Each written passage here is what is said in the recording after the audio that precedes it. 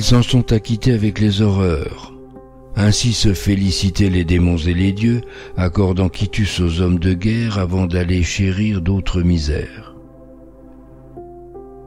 De Meuse en Argonne, la terre amère n'en finissait pas de dégueuler ses obus meurtriers, et tandis que sous les labours du jeune printemps s'épousaient les os brisés des soldats réconciliés, les chairs fondues couraient encore les boyaux du chemin des dames, et les généraux s'invitaient. À fantasmer des monstres, le mal avait négligé les hommes. Il avait tort. Au centre de l'Europe, outre-Rhin, un peuple humilié se rassemblait autour de son loup blessé, avide de pouvoir, suprémaciste blanc en charge d'une mission civilisatrice qui promettait les flammes aux races non-ariennes. Le 23 juin 1940, d'un coup de canon, le caporal alignait aux Champs-Élysées les généraux français, genoux fléchis. La guerre qui jusque-là n'avait été qu'un éclair meurtrier pouvait commencer. Mais quel sens peut avoir aujourd'hui ce mot guerre? Un flash info de quelques secondes, 50 minutes d'un excellent reportage noir et blanc commenté par une voix de velours et scindé de publicités vulgaires? De très vieux témoins seulement touchants de se souvenir encore?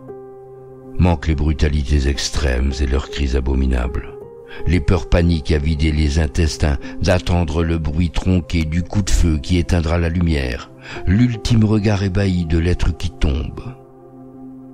Ma famille du nord-est d'une France alors partagée n'en avait aucune idée. Dans leur maison de Mont-de-Lange, les 4 enfants, Cécile, Malou, Josette et Odile, se blottissaient contre Marie et André, parents héros d'un quotidien où il suffirait durant 4 longues années de sauver leur peau à tous. Les premières années appartinrent aux militaires et à la mise en place d'une administration allemande.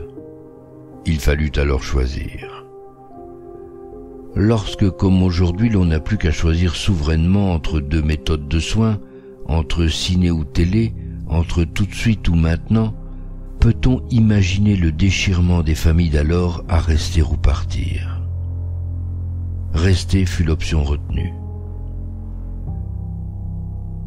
En 1943-1944, les bombardements alliés au cœur de la vallée mosellane sont aveugles et font de nombreuses victimes. Le quotidien succédait les cauchemars.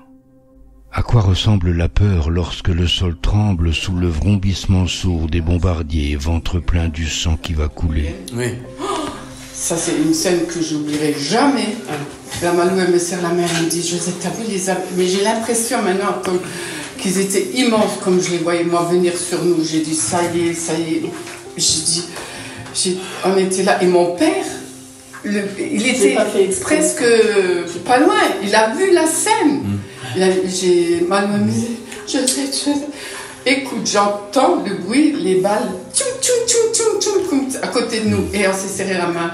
Ce jour-là, à Mont-de-Lange, je ne vous dis pas, à la gare, il y a eu plein de morts, et mon père nous a, bien sûr, on a couru chez mon père, et nous a mis debout dans les coins. Et puis, c'est comme je t'ai dit, que ma mère, il y a un Allemand qui est rentré, qui lui a dit, Hitler, ma mère, elle dit non, un coup de crosse que...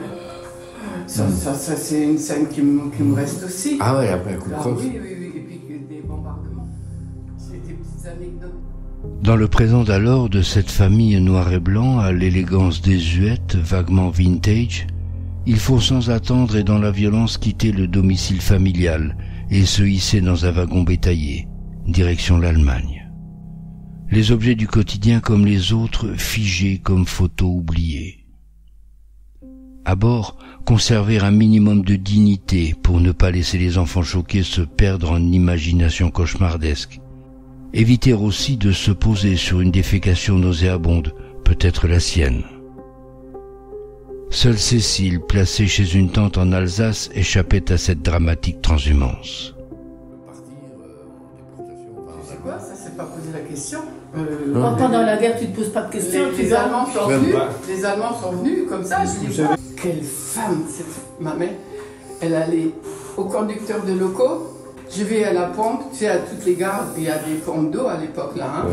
Et vous faites sonner 3 coups. Et à la 3e coup de tut, là, je lâche. D'accord. Et là, elle fait son truc et tout d'un seul coup, le 3e coup arrive. Mon père, il vient, ma mère vient. Marie monte et le train qui prenait de la vitesse. Il se faisait des galanteries.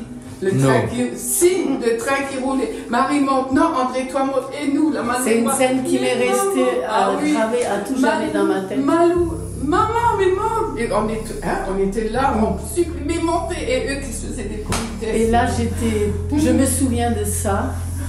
Et là, j'ai regardé ma mère d'un autre œil parce que je me suis dit, mon père, je ne connaissais pas trop.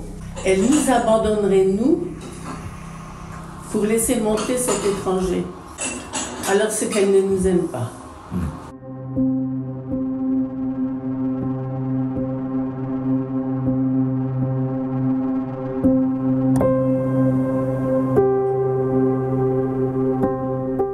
C'est à Erfurt, situé au centre du land de Thuringe, que le train stoppa sa course. Encaissée entre les hauteurs boisées de Steigerwald et la forêt de Thuringe, la ville semblait en paix. Parmi les locaux venus faire leur marché humain se trouvait heureusement la famille Trost. Pour les enfants, les quelques mois passés à la ferme des Trost ressemblaient à de grandes vacances.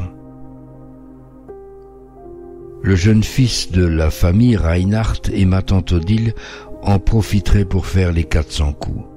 Dédé, mon oncle, y vit le jour, et c'est en traîneau tiré par des chevaux qu'il se rendit à l'église pour y recevoir le baptême. Encore aujourd'hui, ces 2 familles se reçoivent et se confient. On a été reçus comme...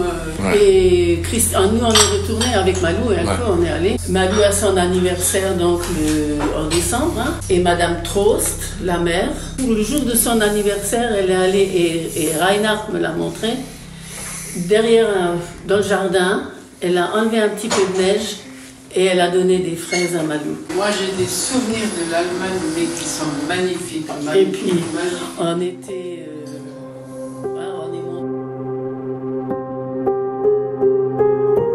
Puis comme la marée revient au rivage, le vacarme des bombardements alliés envahit la plaine encaissée avec encore plus de rage et de fureur.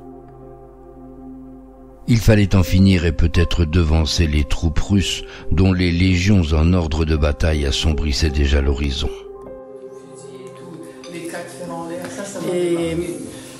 Et puis moi, j'ai dû voir des choses des Russes. Après, maman m'a raconté. Mais elle m'a dit, mais pourtant j'ai fait attention que vous ne le voyiez pas. Eh bien, que le mot russe, je crois jusqu'à l'âge de 50 ans, je ne pouvais pas le prononcer. Ah oui. Tellement j'avais peur de... L'Allemagne vaincue, la famille Winter rejoignit la région messine dans le climat d'épuration que l'on connaît. Mes grands-parents, certainement soulagés et exténués d'avoir toujours su conserver vivante la flamme du foyer familial, ne put y échapper. Puis enfin, retrouver la paix. Leise rieselt der Schnee, still und starr ruht der See. Weihnachtlich glänzend